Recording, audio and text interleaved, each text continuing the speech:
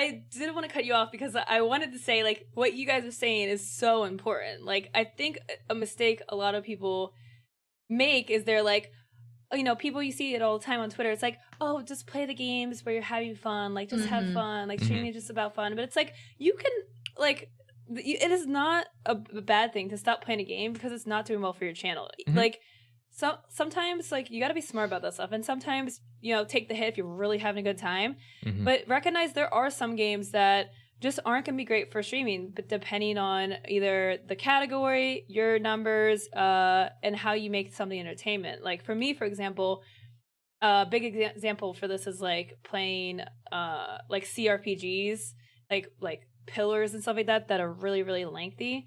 I will play it for like a day or two, but then I'm like, I can't keep my community engaged with like these intricate stories. It's very slow. Like it's just not for me. And it's like, I'll try it, and then I'm like, okay, well, we're gonna move on. But it's not like, it's not because I hate the game or anything, but it's just like I recognize it's not gonna help my stream.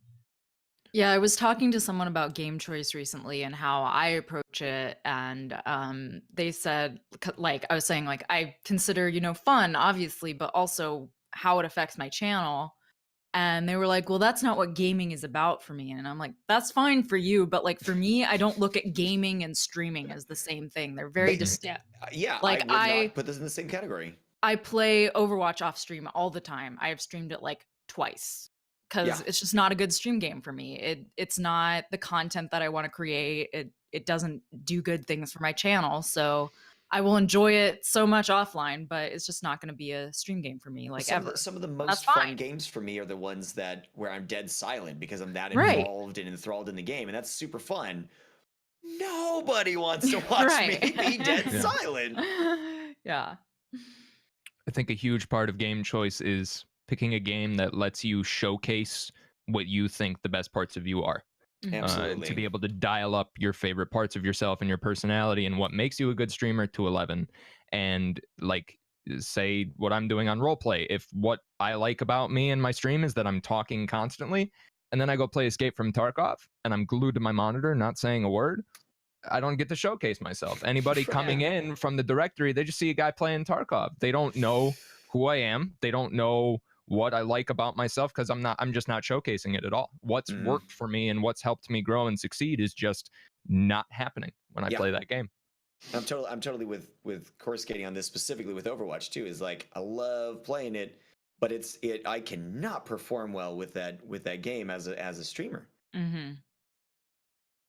Yeah, well, it's like if you're not a pro in Overwatch, then you have to make it entertaining. And like, I feel like games like that where you're trying to be competitive, it's not going to be that entertaining when you're like getting salty and like, oh God. Yeah, and then I can just get like stressed because I can't read as much chat as I want to, and it's like, play it all fine. And as a self-confidence thing too, like if you become aware of the fact that you're less entertaining, again, as fun as that game may be, you're now ruining your own fun with it because you feel that impetus to perform and the anxieties that come along with being concerned that you might not be doing that well enough. I mean, that's a great way to ruin a game that you have fun in, is to now associate that with poor performance as a streamer. You know, so merely selecting something based on fun, I think it's a poor choice unless it's purely about hobby, or there are some times when I feel like a stream may need a refresh and a reset. And it could be very bad for the metrics, but very good for the long-term goals of the stream and the identity of the stream, and you as a streamer to get just sort of revivified, and to take a 2-week break. That, again, admittedly, totally probably going to tank those metrics. They always have for me, and I've always come out the other side much happier. Because I chose to play something that I wanted to showcase something different with, or that I really wanted to be entertained myself and sort of go like, hey, are you guys seeing the same fun in this that I'm seeing? Let's talk about that thing in a very different way than we are when I'm doing like a game review for a AAA title that just launched, right? I do that all the time. It's like, here are the critical values, like here's my critique, here's the UI issues and blah, blah, blah. It's like, hey, here's what's just childlike glee about this game. Don't you guys think so too? And sometimes that means abandoning some of the other, like the hard metrics and those other sort of surface goals to get a refresh to that. but only temporarily. Mhm. Only temporarily.